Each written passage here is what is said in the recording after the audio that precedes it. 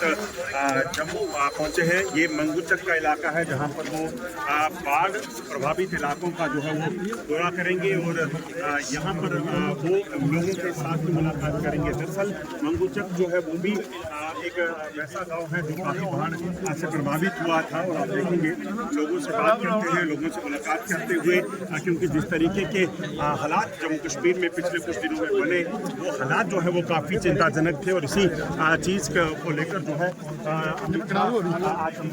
तक इलाके में पहुंचे। आप तस्वीरों में देख सकते हैं कि गृह मंत्री इस वक्त जो बाढ़ प्रभावित लोग हैं उनसे यहां पर मुलाकात कर रहे हैं। तमाम अधिकारी जो हैं इस वक्त यहां पर पहुंचे हैं। आप तस्वीरें साफ तौर पर एक्सक्लूसिव तस्वीरें न्यूज़ 18 JKLH पर देख सकते हैं कि गृह मंत्री अमित शाह इस वक्त इस इलाके में मंगूचक इलाके में पहुंचे हैं और उन्होंने इस वक्त बाढ़ पीड़ित जो लोग हैं उनके घर जाके उनसे मुलाकात की। वो तमाम अधिकारी इस वक्त उनके साथ यहाँ पर मौजूद हैं। इस वक्त तस्वीरें आप देख सकते हैं कि गृह मंत्री अमित शाह यहाँ पर पहुँचे हैं और जम्मू कश्मीर के IG मनोज सिन्हा भी इस वक्त उनके साथ हैं।